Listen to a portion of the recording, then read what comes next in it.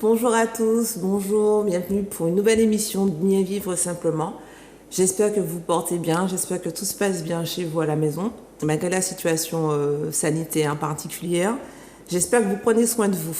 Alors, très contente, très émue, parce qu'aujourd'hui je reçois un petit soleil, moi je l'appelle, c'est mon petit soleil. Qui, par sa présence, par son sourire, arrive à illuminer en tout cas tous ceux qui sont autour d'elle. Et je suis persuadée que tous ceux qui la connaissent partageront aussi mon avis. Bonjour Nathalie. Bonjour Linda. Oh, je suis déjà à chair de poule, tu vois. Comment vas-tu? Bien, merci. Tu as parlé de la situation sanitaire. On essaye de maintenir le moral. Je sais que c'est pas évident pour tout le monde. Donc voilà, on est en pleine rentrée aussi scolaire. Donc c'est un peu le désordre, mais on essaie de se maintenir, pour ne pas perdre pied, parce que ça part en vrille. Ouais, ça part en vrille. Alors pour tous ceux qui ne connaissent pas Nathalie, je pense qu'il n'y en a pas beaucoup quand même en Martinique. Tous ceux qui ne te connaissent pas, est-ce que tu pourrais te présenter? Alors, Nathalie Chilan, 45 ans, voilà. Elle est fait pas, hein. C'est vrai, 45 ans. Je suis actuellement la responsable communication et RSE de la SARA. Je suis aussi la présidente de l'association Matété, qui est une association qui est dédiée à la thématique du cancer du sein. Et puis, dans une autre vie, j'ai été journaliste à RCI. Ça fait déjà plus de 15 ans maintenant que j'ai déposé le micro. Et donc voilà, plusieurs vies professionnelles. Je donne aussi des cours à la fac. Donc voilà, j'ai une vie bien pleine, bien occupée et ça me plaît. Bon, ça se voit. Alors, 45 ans, je ne les fais pas, je le répète encore. Tu as grandi principalement en Martinique. Tu as fait des études aussi ici? Oui, alors je suis née à Paris. D'accord. Je suis née à Paris et je suis retournée ici, j'avais 17 mois, donc vraiment bébé. Et puis j'ai grandi ici en Martinique. J'ai fait ma scolarité en Martinique jusqu'au bac. J'étais au lycée Schellcher. Avant j'étais au collège Ernest Renan. À Fort-de-France. À Fort-de-France, collège qui n'existe plus. Et puis les petites classes, maternelle de Volga-Plage, primaire à l'école BD Tourelle. D'accord. Et puis voilà. Lycée Schellcher, donc tu as fait quelle option? Alors, j'ai fait un bac A2, donc littéraire, lettres et langues, donc anglais, espagnol et allemand. Bon, il ne me reste pas grand-chose de mon allemand, j'aimerais bien reprendre d'ailleurs, c'est une langue que j'aime bien. Et puis, je ne suis pas du tout une matheuse, je ne suis pas du tout chiffre, beaucoup plus lettres. Et puis après mon bac A2, je suis partie à Dijon pour faire un IUT information communication avec une option de documentaliste. J'ai fait 1 an et je suis vite rentrée. Je pense que j'arrivais pas. J'avais toujours vécu en Martinique. J'ai eu beaucoup de mal à m'adapter. Et puis c'est vrai que le rythme de l'IUT, en sortant du lycée, il faut vraiment être préparé à ça. Dijon, c'est pas la ville estudiantine par excellence, ni antillaise par excellence. Donc il manquait un soutien, il manquait quelque chose. Et donc je suis retournée en Martinique. Et je me suis inscrite sur le campus. D'accord. Et donc, je me suis inscrite sur le campus en doc d'histoire. D'accord. Tu as eu ton doc d'histoire? Oui, j'ai eu mon doc d'histoire. Si, j'ai eu mon doc d'histoire. Mais l'histoire, c'était une matière que j'aimais déjà au lycée. Mais c'est vrai qu'au lycée, je voulais faire du journalisme. Et mon objectif, je savais déjà. Et mon objectif, c'était d'avoir un bac plus 2 et après de m'orienter vers les grandes écoles à bac plus 2 de journalisme. Et puis, en fait, la vie a voulu que les choses se sont passées de manière différente. Je suis bien arrivée là où je voulais arriver, mais par un autre chemin. Donc voilà, il se trouve qu'au niveau du lycée Schellcher, je m'occupais avec Willy Bratiano, que tu dois connaître, avec Fabrice Théodos du journal du lycée à l'époque. D'accord.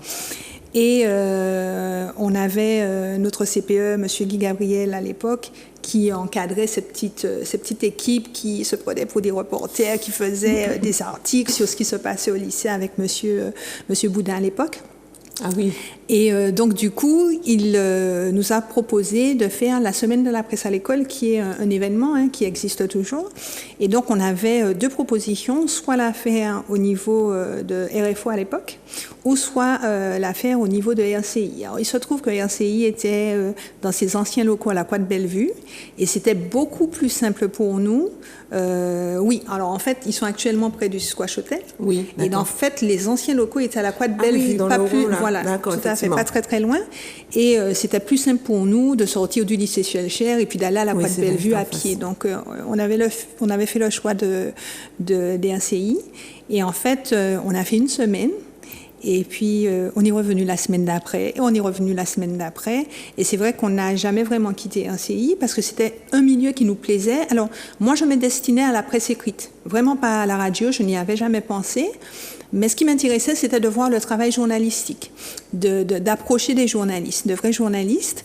Et moi, je suis tombée amoureuse de la radio, de ce média où on annonce, puisque la radio annonce, la presse écrite explique et la télé montre, en fait. C'est ce qu'on nous apprend à l'école de journalisme.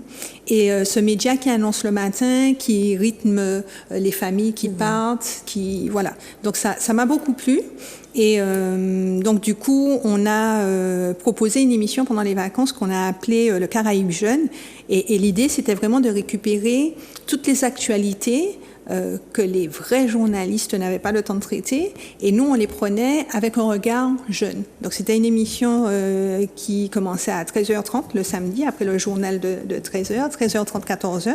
On était encadré par un vrai journaliste. C'était qui à l'époque? À l'époque, c'était Maurice Violton. Ah ben dis donc. C'était Maurice Violton.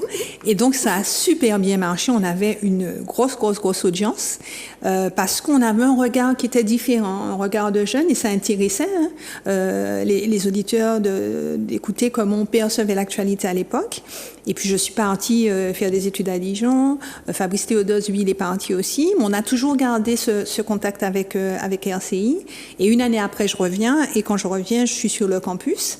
Et je reprends contact et je continue à les voir. Et puis, il y a ce projet de créer Énergie, la radio jeune, par le groupe RCI, et il me propose d'avoir un contrat de qualification, de faire de l'alternance. Et donc, c'est comme ça que j'ai fait mon école de journalisme au CFPJ de Montpellier. Qu'est-ce qui t'intéressait au départ? Pourquoi tu as voulu être journaliste? Alors, j'ai pas toujours voulu être journaliste. À un moment, je voulais être pilote de ligne. Et puis, à un moment, j'ai voulu être aussi avocate. D'accord. Je pense que c'est... alors, pilote de ligne, c'est autre chose, mais dans le métier d'avocate et le métier de journaliste, il y a cette notion de défendre, de porter la parole. Et je pense que... Et puis, l'actualité m'a toujours... intéressée. J'ai toujours regardé les infos, j'ai toujours écouté les infos le matin, et donc voilà, c'est l'actualité, c'est comprendre le monde, c'est aussi informer, décrypter l'information, l'expliquer, voilà, c'est ce qui m'a plu. Et puis il y a certainement aussi ce qu'on voit à la télé quand on est jeune, les grands reporters qui sont sur le terrain, etc. Donc il y avait un peu de tout ça. C'est un métier que j'ai exercé près de 10 ans. Et vraiment, c'est sans regret. J'ai appris énormément de choses. Comme quoi, par exemple? Connaître un peu mieux aussi mon pays, comprendre la Martinique, comment elle est faite, notre enracinement, parce qu'en fait, être journaliste, c'est être sur le terrain, c'est aller à la rencontre de tout ce qui est la composante de notre société. Aujourd'hui, je peux très bien aller faire un reportage sur des marins-pêcheurs, comme demain, je peux être avec des élus, comme je peux aller sur un accident, comme je peux aller sur... Voilà, quoi. On ne sait jamais sur quoi on va partir, parce que l'actualité, elle est différente chaque jour. C'est quand même aussi très stressant, non ? Non, j'ai pas trouvé ça stressant. J'ai trouvé que j'apprenais énormément de choses. Vous arrivez sur un reportage, un sujet, on va essayer de comprendre soi-même, parce qu'il faut comprendre pour pouvoir restituer aux autres. Donc, on est tout le temps, pour moi, dans un apprentissage et dans aussi à se confronter avec ses propres ses propres valeurs, ses propres pensées, voilà. On est toujours confronté. Qu'est-ce qu'on pense, voilà. Et puis restituer de manière conforme, pas en faisant passer ce qu'on pense, mais restituer la réalité telle qu'elle est. Et de la façon la plus neutre possible. Neutre, tout à fait. Donc là, tu es entrée en CI, tu es restée à peu près 10 ans journaliste, pardon. Au cours de l'année, au cours de la vie, tu as changé d'orientation professionnelle. Alors oui, je quittais un CI parce que j'ai l'impression d'avoir fait le tour de ce média. Alors il est vrai que je suis arrivée, je faisais des flashs le week-end et puis au fur et à mesure, on change de poste. J'ai fait les journaux du matin le week-end, les journaux le midi, le 13h. Après je suis passée en semaine, je faisais le 18h. Après j'ai fait le 7h. Quand je pars, je termine avec le journal du 13h. Et donc j'avais envie de faire autre chose. Et surtout, j'avais pas été confrontée à la recherche vraiment d'emploi puisque RCI me propose une formation qui me permet après d'être journaliste et donc après me propose un poste. Et d'ailleurs à l'école de journalisme on m'avait proposé un poste sur la métropole à l'issue de ma formation et j'ai dit mais non mais c'est pas la peine, j'ai un poste qui m'attend en Martinique. Donc voilà, donc c'est vrai que j'ai voulu me confronter à la réalité du marché de l'emploi et voir ce que je valais en fin de compte. Si je pouvais intéresser une autre structure, une autre entreprise, je n'ai pas continué dans le journalisme. Après RCI, je suis allée à la mairie de Fort-de-France où j'ai fait de la communication et je m'occupais de la communication de la ville sur le site internet de la ville à l'époque. Voilà. Donc on est en 2005. D'accord. On est en 2005. Et donc, du coup, effectivement, là aussi, ça a été une période de ma vie où j'ai appris énormément sur la ville de Fort-de-France, que j'aime beaucoup, à sillonner les quartiers, à rencontrer la population foyalaise, et puis à être aussi sur des projets à l'époque qui étaient très intéressants. Et puis une belle équipe, je salue d'ailleurs tous mes anciens collègues de la ville de Fort-de-France. Et à cette époque, j'ai travaillé au cabinet de Serge Letchimy, voilà, où j'ai appris beaucoup de choses aussi à ses côtés. Toujours, on apprend beaucoup de choses en collectivité. Toujours. Alors, ensuite, donc 3 ans, mairie de Fort-de-France. 3 ans, mairie de Fort-de-France. Et puis une opportunité, je vois une annonce sur le France entier et je lis que la SARA recherche une responsable communication, un poste où on aura à gérer la communication Martinique, Guadeloupe, Guyane, où on a un budget, où on a une assistante. Donc voilà, avec des possibilités de management. Et donc du coup, je me dis pourquoi pas. Et ça match, je suis retenue et ça fait maintenant 13 ans que je suis à la SARA. Ouais, le temps passe vite. 13 ans, tout à fait. Bon, eh bien dis donc, 13 ans. Oui. 13 ans. Bon, pour la petite histoire, c'est parce que voilà, on s'est rencontrés il y a 13 ans. Du coup. Oui, on s'est croisés. Exactement, on s'est croisés. Donc, je ne pensais pas que ça faisait aussi longtemps. Dis donc. Oui. Alors, oui, du coup, je suis presque partie avec toi. Alors, 13 ans, mairie de Fort-de-France, SARA, pardon. Aujourd'hui, tu es présidente de l'association MATT. Oui. Donc, MATT, bon, je pense que MATT qui alors je préfère te laisser expliquer MATT du coup parce que je pense pas avoir les bons termes forcément. Alors MATT c'est d'abord au départ un blog parce qu'en 2013 je suis diagnostiquée pour un cancer du sein agressif, un cancer du sein au sein droit.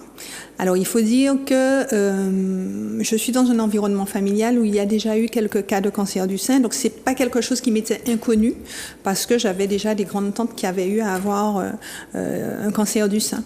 Donc c'est quelque chose que je surveillais et ma mère m'en a toujours parlé. Donc la mammographie et l'échographie pour moi depuis très jeune c'est quelque chose que je fais tous les 2 ans. Et il se trouve que j'avais aussi les gestes d'autopalpation, de toucher effectivement ma poitrine, mes seins, et il se trouve qu'en faisant mon autopalpation, j'ai remarqué qu'il y avait une petite boule qui n'était pas là avant. Donc en consultant, ça s'est confirmé, diagnostic pour un cancer du sein. J'ai choisi de faire en Martinique mon parcours de soins. Donc j'ai eu une mastectomie au sein droit. après la mastectomie du sein gauche que j'ai accepté de faire, puisque c'est un cancer génétique avec un BRCA1, donc c'est la modification du gène BRCA1, et donc du coup, avec un risque de récidive du cancer dans l'autre sein et aussi dans les ovaires. Donc du coup, j'ai fait une double mastectomie, j'ai retiré aussi les ovaires. Mon choix était clair, c'était de me préserver et de me donner le maximum de chance de ne pas être à nouveau touchée par la maladie. Et donc quand je commence à avoir ce parcours de soins, j'avais déjà cherché avant, un peu après l'annonce, s'il y avait des blogs ou des femmes martiniquaises, ou si elles n'étaient pas martiniquaises, au moins antillaises, antillo-guyanaises, qui avaient eu un parcours de soins et qui décrivaient comment cela se passait. Et je n'ai pas trouvé, en fait. Et je me suis dit, ah ben tiens, tu vas faire un blog, parce que j'avais pas envie de m'ennuyer pendant cette période-là. Donc ça va m'occuper. J'ai créé un blog que j'ai appelé Matété. Alors Matété, c'est un jeu de mots. Alors Matété s'écrit en 2 mots, parce que je n'ai pas voulu l'écrire en un seul pour qu'on puisse croire que c'était une recette culinaire.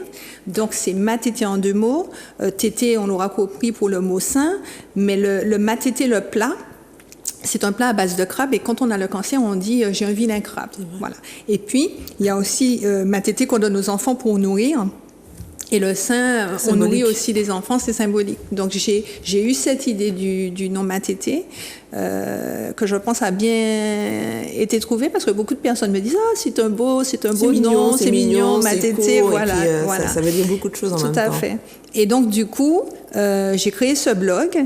Et tout au long de mon parcours de soins, je l'ai alimenté avec des photos, des descriptions, mon premier jour de chimio, le deuxième jour, quand j'ai perdu mes cheveux, quand j'ai rasé ma tête et tout, etc. Et quand je me suis réveillée après la première opération, réveillée à la deuxième. En fait, j'ai tout partagé. Et donc, du coup, quand le parcours de soins s'est terminé, j'avais plus grand chose à dire ni à montrer, puisque les rendez-vous n'étaient pas aussi nombreux. Et donc, du coup, j'ai commencé à créer des événements.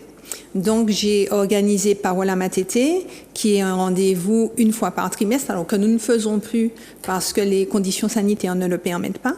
Mais Matété faisait Parola Matété 1 fois par trimestre, où les femmes qui avaient déjà eu un parcours de soins accueillaient des femmes qui venaient d'apprendre qu'elles avaient le cancer du sein, et on échangeait. Et là, elles pouvaient nous poser toutes sortes de questions sur la chimio, sur la radiothérapie, est-ce qu'on perd vraiment les cheveux, est-ce que ça fait mal, etc. Quelles sont les astuces, qu'est-ce qu'on peut prendre, qu'est-ce qu'on peut manger.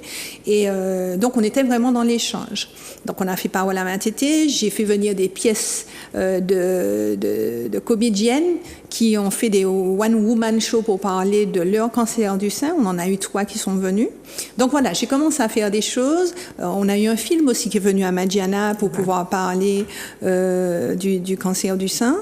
Et puis, comme si ce n'était pas assez, donc avec des amis, elles m'ont conseillé et fortement motivée pour m'inciter à créer une association. Et effectivement, depuis 2018, l'association Matété a été créée.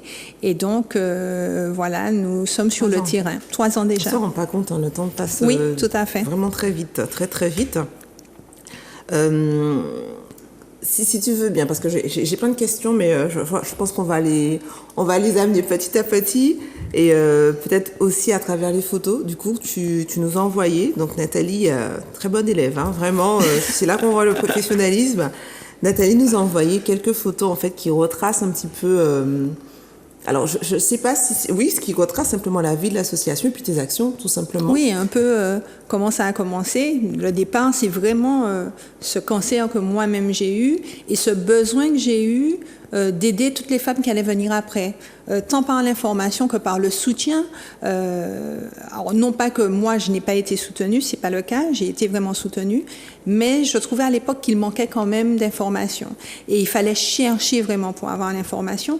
Et quand on est dans ce moment de la maladie, on n'a pas la force d'aller chercher l'information. Souvent, c'est un proche qui va aller à la pêche aux informations pour vous, mais vous n'allez pas monter à la ligue ou aller par-ci, par-là. On accuse le choc et on n'est pas tout de suite en capacité d'aller chercher les informations qui nous sont nécessaires. On a, pour ceux qui t'ont suivi, on a l'impression, en tout cas, je parle de moi, que le fait d'en parler justement t'a aidé à dédramatiser quelque part, et puis peut-être dédiaboliser quelque part aussi le cancer. C'est-à-dire que moi, l'impression que j'ai, c'est qu'avant, voilà, on avait le cancer, on n'osait pas dire, on n'osait pas montrer. Et avec toi, avec ton blog, on a l'impression voilà, que tu avais le courage d'exposer justement ça, d'exposer la maladie, d'en parler. Et puis, parce que limite, on vivait presque avec toi, en fait, tes étapes, quoi, à te regarder, à te voir. C'était l'objectif. Et puis vraiment, le message, c'était de dire aux femmes qu'il n'y a pas à avoir honte d'avoir un cancer. On n'achète pas la maladie de toutes les façons. Ça nous tombe un jour dessus et il faut faire avec et il faut affronter, en fait, ce qui nous arrive. Donc, j'avais envie de leur dire, ça va pas être facile, mais affrontons ça ensemble. Une association où maintenant il y en a d'autres. Hein. Il y a pas que Matete, il y a aussi Singulière, il y a aussi Amazon, il y a aussi la Ligue contre le cancer. On peut affronter cela. Je trouvais que les femmes, elles étaient vraiment éteintes. Alors c'est normal puisque c'est une maladie qui est quand même assez grave. On peut en mourir, mais j'avais envie d'avoir un cocon qui puisse les soutenir et leur tenir la main et puis leur dire qu'on va traverser ça ensemble et qu'on peut quand même avoir des moments qui nous donnent un peu de bonheur pendant ce parcours de soins. Donc voilà. Et c'est vrai que je voulais juste rajouter, Linda, ce qui est difficile aussi, c'est que le cancer du sein, les femmes craignent beaucoup la mastectomie. De manière générale, quand on a un cancer, on craint de perdre les cheveux, mais le cancer du sein, c'est quand même retirer le sein, c'est comme une amputation, c'est un morceau de vous qu'on va retirer. Le sein, c'est la féminité aussi. Donc ça engage plein de choses, à la fois soit la vision qu'on a de son corps, donc ça renvoie à ça, mais ça renvoie aussi à la vie de couple. Comment mon compagnon va accepter d'avoir une femme qu'il a toujours connue avec une poitrine et à qui il va manquer un sein ou deux seins. Toutes les femmes n'ont pas envie de reconstruire le sein aussi. Donc, il y a plein de questions qui se posent. Et c'est vrai que les femmes, par rapport au cancer du sein, elles se renfermaient.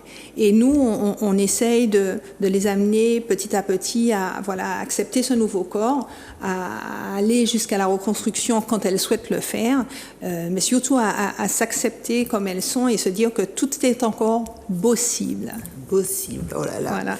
Alors, première photo, si c'est possible. Possible, pas possible, du coup. Ah là là. Alors, tu commentes, en fait, c'est ça l'objectif. On te montre les photos, tu nous commentes, tu nous racontes tout a commencé par ce cancer du sein. Et là, cette photo, je la chéris parce que j'ai perdu les cheveux. Mais j'avais choisi de ne pas porter de prothèse capillaire ni d'attacher ma tête. En secret, je rêvais de porter le crâne rasé. Donc voilà. Ah bon? Oui, j'avais toujours eu envie de raser ma tête. Et du coup, la maladie a accédé à ce désir secret que j'avais. Et j'en ai profité pour vraiment avoir la boule à zéro. Mais j'ai vraiment profité aussi de continuer à être coquette, à me maquiller. Tu l'as toujours été, hein, cela dit. Non, mais on peut pas, avec la maladie, un peu se laisser aller, quoi. Et donc, du coup, je mettais de grosses boucles d'oreilles, je me maquillais. Voilà, et cette photo-là représente un peu après la première chimio, et je gardais quand même le sourire, et puis avec des boucles d'oreilles de Stella. Ah oui. Oui, Stella qui est une de nos adhérentes qu'on a perdue cette année, et donc voilà, je portais ces boucles d'oreilles. Ah, allez. Deuxième émission, pardon. Je pars avec toi à chaque fois. T'as remarqué, chaque fois que tu as un truc, je pars avec toi. Deuxième photo, pardon. Voilà. Alors, cette photo, c'est Alors, que j'explique, j'ai retiré le sein droit, puisque c'est celui qui était malade. Et puis, j'ai dû retirer aussi le sein gauche, puisqu'il y avait ce risque de récidive. Et donc, j'ai fait des photos parce que je me suis dit, quand tu feras la reconstruction totale, tu n'auras plus aucun souvenir de comment tu as été, parce que je n'avais plus aucun souvenir de mes seins avant d'avoir été malade. D'accord. Donc voilà, et je photographie pas mes seins, donc j'avais pas prévu d'avoir un cancer du sein, et j'ai aucune photo de mes seins d'avant. Et donc là, c'est le sein droit qui n'a pas été reconstruit tout de suite, parce qu'il faut attendre, puisqu'il y avait de la radiothérapie par-dessus. Par contre, le sein gauche a été reconstruit tout de suite, et voilà, c'est une photo à la fois dure, mais à la fois pleine d'espoir parce que j'en ris, parce que je souris, parce que j'ai dépassé le stade de la perte de ce membre. J'ai fait le deuil de mes 2 seins et la vie continue, quoi. Tes cheveux ont repoussé. Et mes cheveux ont repoussé, je souris. Par la fenêtre, voilà, tout à fait. C'est une très très belle photo. 3e photo, c'est écrit idem, donc. 3e photo, quand j'ai reconstruit les 2 seins, je me réapproprie mon corps et je me dis la maladie va pas faire ce qu'elle veut. C'est moi qui vais mettre un point final et par-dessus j'ai mis un tatouage et je me suis tatoué la poitrine avec Marie qui est une tatoueuse hors pair. Ça a duré 3h30 de tatouage. Et on en a fait un documentaire pour aider les femmes à accepter leur corps, leur dire que tout est encore possible, on est encore belle, on est encore femme.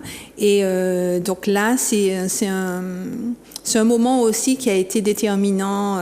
Cette maladie, elle a été jalonnée pour moi de moments déterminants où je décide de faire le blog, je décide de faire un documentaire pour vraiment après le montrer aux femmes et leur dire mais écoutez, j'ai fait un tatouage aussi, vous pouvez en faire un, cacher les cicatrices et puis retrouver votre côté sexy. Il n'y a pas, ne vous enfermez pas dans la maladie. Et ça, c'est important pour moi. Parce que tu étais aussi très active aussi. C'est-à-dire que la maladie, elle a duré combien de temps? Oui.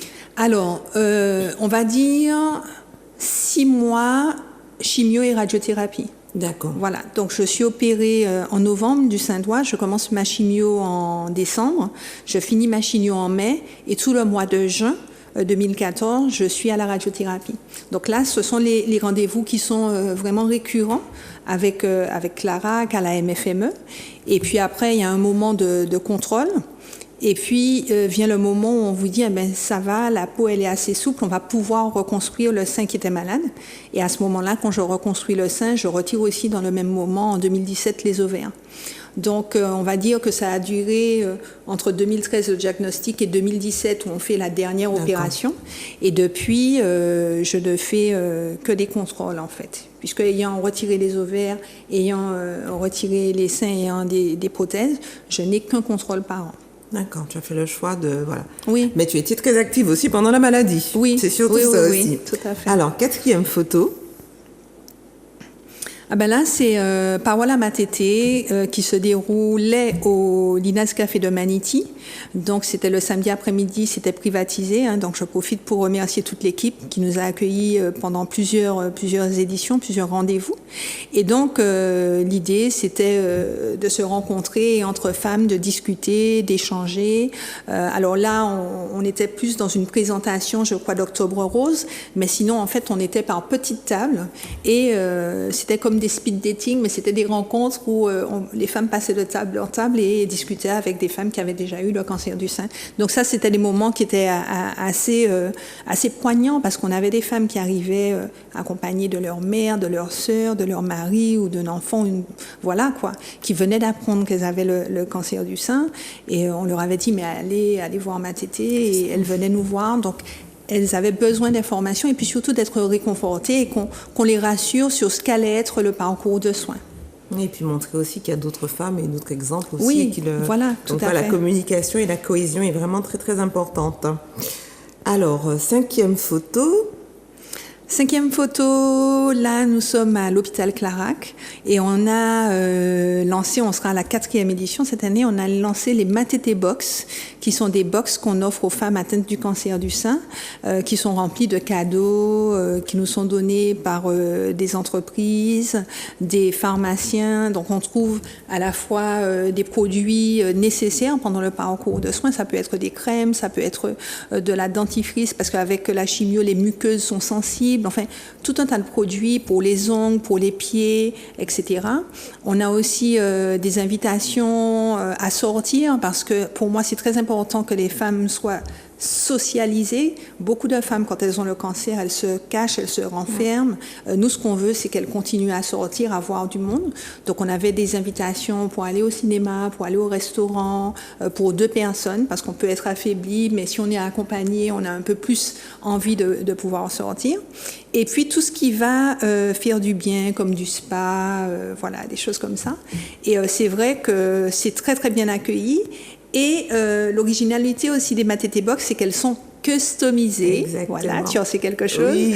Elles sont customisées et chaque Matete Box est unique. Il n'y en a pas une qui ressemble à l'autre. C'est ce qui est bien en fait, c'est-à-dire qu'au-delà de l'association, pour avoir effectivement participé, on a l'impression que limite, on s'arrache presque les Matete Box pour pouvoir les customiser. Aider, voilà, customiser, aider. Et c'est ça alors, qui est beau aussi. Sur la photo, on voit qu'il y en a 3, donc on voit bien qu'elles sont différentes. Et sur la photo, il y a Béa qui travaille à Clara, que je salue aussi, avec Sabrina, une de nos bénévoles. Les box, elles sont customisées, mais chaque année, on nous demande. Il n'y a pas d'autres box, on veut customiser. Et on en fait 200 cette année. Et j'ai presque l'impression qu'il n'y en a pas assez et qu'on nous en demande encore pour les customiser, mais il faut aussi les remplir. Donc voilà. Mais c'est une très, très, très belle expérience, les Matete Box. On les remet à la MFME, on les remet à l'hôpital Clarac, on les remet à la clinique Saint-Paul et on les remet aussi à l'hôpital du Carbet. Et ça fait vraiment, vraiment, vraiment plaisir aux personnes qui les reçoivent, parce que dans un moment difficile de leur vie, leur offrir ce cadeau-là, ça leur fait chaud au cœur. Oui, et puis en termes de symbole, c'est-à-dire que se dire qu'il y a quelqu'un derrière qui a travaillé pour pouvoir faire plaisir aussi. Mais des fois, une box, c'est plusieurs personnes. C'est plusieurs personnes. Il y a les écoles aussi. Il y a des écoles, il y a la personne qui customise, mais il y a tous ceux aussi qui démarchent les pharmacies, les entreprises pour essayer de collecter des choses. Et puis, il y a toutes les petites mains qui, quand on va mettre les 200 box sur plusieurs tables, vont venir les remplir aussi. Une belle action. Donc, c'est vraiment un grand moment de partage au sein de l'association. Et puis, on a beaucoup d'autres personnes qui ne sont pas forcément des adhérents ou des bénévoles, mais qui nous aident. Donc, les scolaires, des entreprises qui nous demandent 4 ou 5 box par-ci pour pouvoir les customiser. Puis tu as un super supporter, je pense à lui. À ce moment où on parle, c'est Béni. Oui, tout à fait. Qui nous aide et qui est là depuis le début, qui nous fait nos photos. Et voilà, c'est vraiment une belle famille. Et voilà, tout ce petit monde-là, à la fois tous nos bénévoles, tous nos adhérents et tous ceux qui nous accompagnent comme Béni ou Paco, qui a été à un moment notre infographiste. On a plein de personnes qui nous ont vraiment épaulés et qui nous encouragent. Bon, photo numéro 6, pardon. Alors, photo numéro 6, nous avons un volet sport au niveau de Matete, parce qu'il faut savoir que pratiquer un sport réduit de 30 à 40% les risques de récidive aussi. Donc, il faut faire du sport de manière générale, même quand on est en bonne santé, mais encore plus, j'ai envie de dire, quand on a eu un cancer. Et nous avons signé une convention avec le club AC 233 de Schellcher, Aviron Club 233 de Schellcher, qui se trouve à Font-Lahier. Et il se trouve que faire de l'aviron, c'est très très bon pour faire travailler les bras avec la pathologie qu'on a. Alors on est dans de l'aviron moderne, pas traditionnel, parce que l'aviron traditionnel sollicite beaucoup trop les bras, mais l'aviron moderne permet de travailler les bras en douceur et aussi au niveau des jambes. Et donc nous avons des adhérentes qui sont adhérentes de l'Aviron Club 233 avec un tarif préférentiel puisque nous avons passé une convention. Et on essaye aussi de développer d'autres activités sportives. On a eu l'occasion de faire du pilates, on a eu l'occasion de faire du sport, parce qu'on a une convention avec le squat aussi, qui permet de faire du sport en salle. Et on aimerait développer encore d'autres choses. Voilà. Donc on y travaille. C'est vrai qu'on a été vraiment freiné dans notre élan avec la crise sanitaire, qui a un peu tout stoppé. Mais dès que les choses reprendront, ce qu'on espère dans pas longtemps, on pourra à nouveau se remettre sur les rails. Oui, sur les rails, et puis se remettre au sport. Alors, photo numéro, on va aller assez vite du coup, 7. Photo numéro 7, il y a près d'un an, on a signé une convention avec le président du tribunal de grande instance. Avec Micheline, tout à fait, Virgal, c'est le CDAD, le Conseil départemental de l'accès aux droits. Et donc, c'était cette soirée de signature avec nos bénévoles et nos adhérentes. Pourquoi nous avons fait le choix de signer cette convention? Parce qu'on s'est rendu compte que certaines femmes qui étaient touchées par le cancer du sein devaient lutter contre la maladie, mais devaient faire face à des difficultés à la fois professionnelles, à la fois aussi d'hébergement, voilà. Et le recours aux droits ne pouvait pas avoir lieu dans de bonnes conditions parce que ces femmes étaient déjà fatiguées dans un parcours de soins de femmes atteintes du cancer. Et donc, le fait d'être en convention, en partenariat avec le CDAD, nous permettait d'orienter ces femmes vers le CDAD pour qu'elles puissent avoir tout de suite le recours à leurs droits. Donc voilà, on a eu des personnes qui ont été licenciées. Alors, c'était... Alors, je me demande si c'était pas l'an dernier, ça fait déjà 2 ans, donc c'était en 2019. D'accord. Je crois, 2019. Puisque l'an dernier, c'était comme une année blanche, effectivement. Oui, on oublie presque qu'on a eu l'an dernier. Tout à fait. Et donc, du coup, on a eu des femmes qui avaient des problèmes de licenciement. Parce qu'elles étaient atteintes du cancer. Donc il fallait qu'on puisse régler ces problématiques. On a eu des femmes qui ont eu des propriétaires, sachant qu'elles étaient malades, qui avaient une suspension, qui n'auraient eu plus de revenus pour qu'elles puissent payer leur loyer, donc qui ont demandé du jour au lendemain le logement. Enfin, des petites choses comme ça qui sont assez graves dans la vie courante, j'ai envie de dire, mais encore plus quand vous êtes dans un parcours de soins et affaibli, en fait. Donc, du coup... c'est discriminant, quelque part. Tout à fait. Et on profite, tout à fait. Voilà. Ensuite, 8e photo. On va aller un petit peu vite, je crois un peu plus vite, parce que du coup, on arrive bientôt, je pense, à la fin de l'émission. On a dit tellement de choses encore. Oui, vas-y. La photo, c'est Anti-Doucet. C'est notre socio-esthéticienne Élodie Guihoubli. On a mis ce programme sur pied en février dernier. L'idée, c'est que notre socio-esthéticienne puisse apporter des soins à domicile aux femmes qui ont un parcours de soins qui se complexifie. On parle de récidive, de cancer du sein métastatique. Ça veut dire qu'on n'est plus dans la zone du sein, on est peut-être déjà arrivé dans les poumons, au cerveau ou les os. Des femmes qui sont en soins palliatifs, on leur apporte Anti-Doucet. Donc Élodie, elle vient, elle est formée pour ça et c'est vraiment un moment qui fait du bien. Là, la personne, malheureusement, sur cette photo est partie après, mais au moment où elle a eu ce soin, elle a eu vraiment un véritable moment de bien-être. Voilà. Et donc, avant aussi le début de la crise sanitaire, nous avons eu le temps de prodiguer ces soins de socio-esthétique à 6 personnes et tout a été arrêté avec la pandémie. Voilà. Mais on ne désespère pas non plus avec Élodie de recommencer à lancer ce programme pour que les femmes puissent en bénéficier. Très bien. 9e photo. Tu vois, je ne suis pas partie avec toi là cette fois. Non. Bon. 2e photo du coup. Notre petit bébé. Oui, notre bébé, la maternité mobile, c'est un projet que j'avais dans la tête dès le départ, dès le début de la création de l'association. Et je m'étais dit, c'est pas la peine qu'on ait un local. On va avoir des charges. Il vaut mieux qu'on ait un bus. Je veux un bus, voilà, un bus, et puis on va sillonner la Martinique et on va parler du cancer du sein, parler prévention, sensibiliser. Et on a réussi à acheter ce jumper avec des partenaires, à l'aménager. Et avec la contribution, puisqu'on a fait un crowdfunding de beaucoup de personnes qui spontanément nous ont donné des petites sommes par-ci, par-là. Et tout ça a donné cette maternité mobile qui sera bientôt sur les routes, on l'espère. Avec le confinement, les choses sont toujours aussi délicates. Mais voilà, elle est prête, elle est aménagée et on attend qu'à être sur les routes. Bon, 10e photo, je pense, qui regroupe un peu la personnalité de Madame Chilan. Alors cette photo, je l'aime beaucoup. À chaque fois que je fais des visuels, je demande à ce qu'on la mette.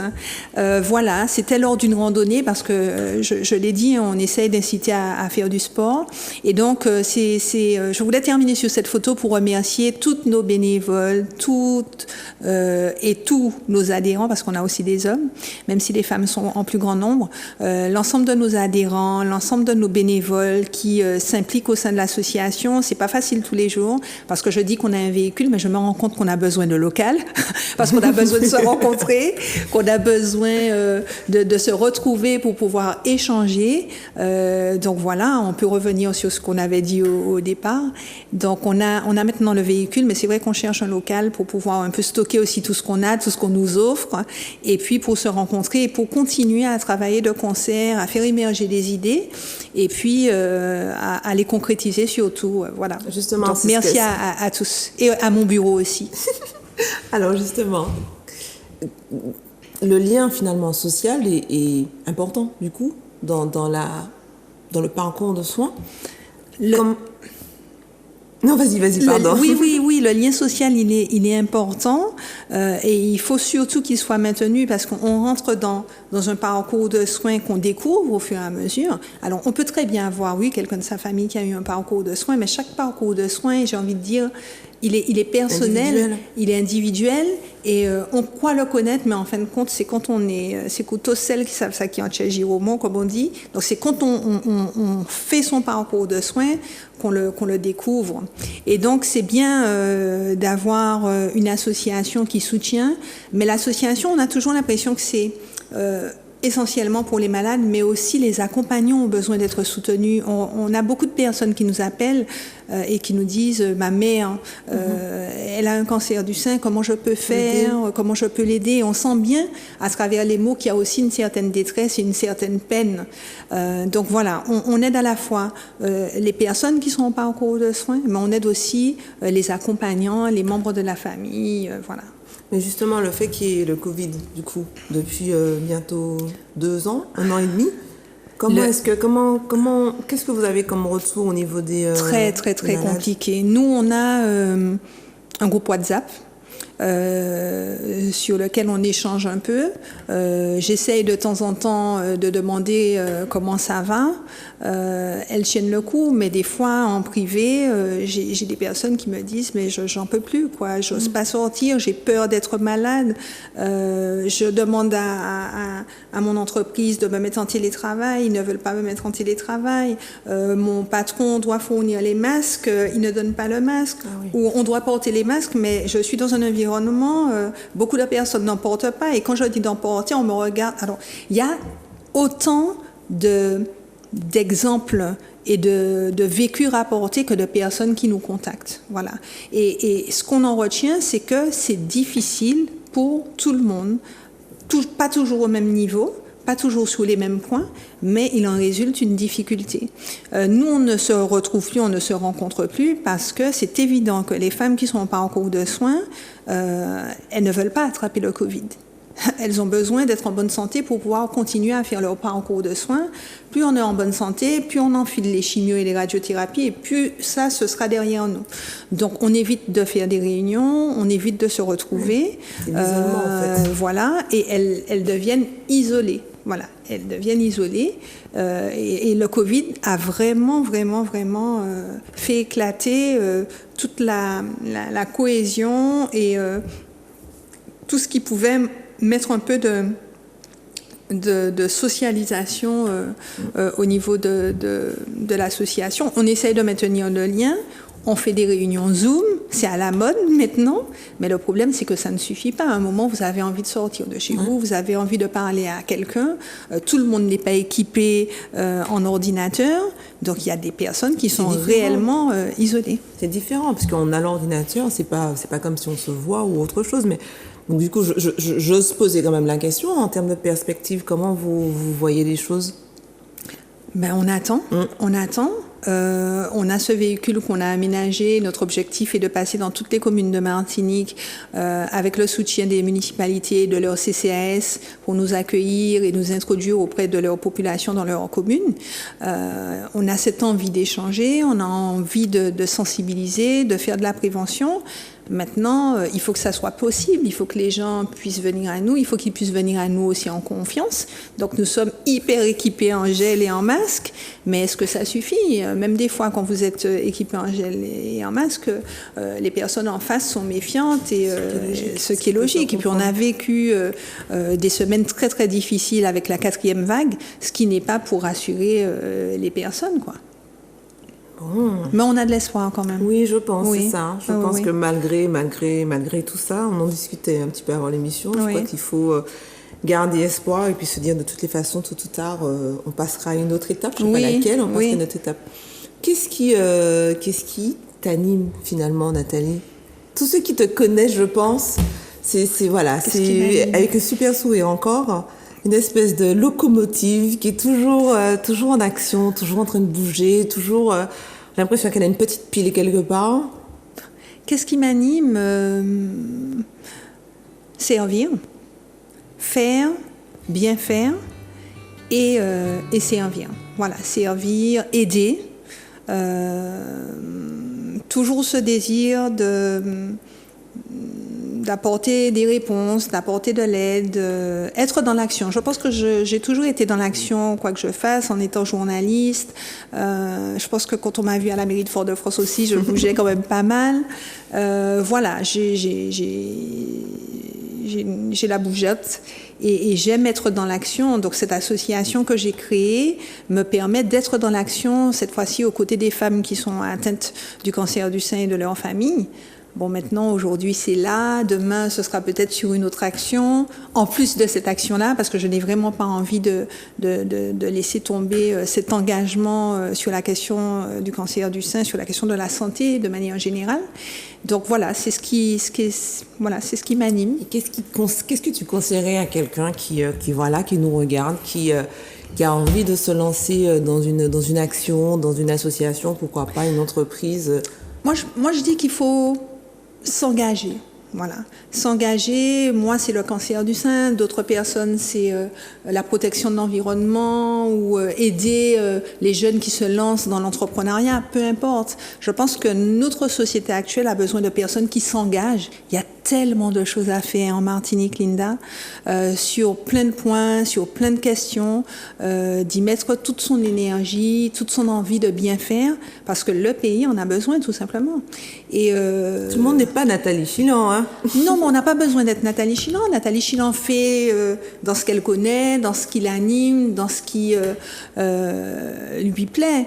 Mais chacun a peut-être au fond de lui quelque chose qui l'anime, pour qui il a de l'appétence ou voilà. Mais qu'est-ce qui fait en fait que voilà, tu as plein d'idées, tu as plein de projets, qu'est-ce qui fait que tu passes de l'étape du papier à l'action? Il y a quand même un déclic ou c'est l'envie de faire. Tout simplement. C'est l'envie de faire. Et je suis tout le temps dans un processus d'interrogation sur qu'est-ce que je peux faire. Après, c'est comment je peux faire et avec qui je vais faire. Donc voilà, tout simplement. Ceux qui me connaissent, tu le dis, savent que je ne peux pas rester en place. Il faut toujours que je sois en train de faire quelque chose. J'ai au moins 10 idées à la minute que je ne concrétise pas toutes, heureusement, parce que ce n'est pas possible. Mais il y a cette envie de faire bouger les choses, de faire bouger les lignes et d'apporter ma contribution à notre société martiniquaise, tout simplement. Donc ma TT, c'était la contribution sur ce domaine de la santé. Je trouve qu'il y a encore beaucoup de choses à faire dans ce domaine-là. On apporte, en tant qu'association, notre modeste contribution. Voilà. C'est simplement. Avant de terminer, en tout cas, ça sera la dernière question. Mm-hmm. Qu'est-ce que tu fais, toi, Nathalie, pour bien vivre simplement? Waouh! Qu'est-ce que je fais, moi, pour bien vivre simplement? Je n'avais pas pensé à cette question-là. Je prends le temps, j'essaye de prendre le temps. Je ne le prends pas tout le temps, mais j'essaye de prendre le temps. J'essaye faire simple. Bien vivre simplement, c'est bateau ce que je dis, mais de faire simple. Avant, je cherchais peut-être des choses compliquées, mais c'est l'âge aussi. Je suis pas très très grande, enfin, je n'ai que 45 ans, mais avec l'âge, on change sa manière de voir les choses. La fougue de la jeunesse laisse place à la sagesse, je pense. Donc voilà. Donc j'essaie d'être dans la simplicité. Et dans la bienveillance, moi je rajouterais, pour te connaître un petit peu. Aussi. Bon, j'espère que vous avez passé une très très très bonne émission. Moi, je suis partie 2-3 fois avec Nathalie parce qu'elle a la manière de nous faire vivre les choses et puis en empathie aussi un petit peu des fois, je pense, dans l'émission aujourd'hui avec elle. Oui, mais je pense que l'empathie, c'est aussi le corollaire de ma tétée. Donc, dans la manière de partager les choses, oui, je pense que ça ressort aussi. Bon. Dernier mot peut-être. Merci pour cette invitation. Avec très plaisir. Contente d'avoir participé à l'émission que je connaissais. Et puis je dirais juste qu'on peut nous contacter au 06 96 26 25 85. 06 96 26 25 85. Il y a aussi un mail, association Matete tout attaché, sans les accents sur Matete, donc association Matete @gmail.com, ou bien vous utilisez les réseaux sociaux, Facebook, Instagram en privé et on répond. Très bien, merci Madame Com. Merci Linda. Bon, je vous souhaite en tout cas une très très belle fin de journée. Merci d'avoir partagé ce moment avec nous et très heureuse de vous retrouver bientôt. Au revoir.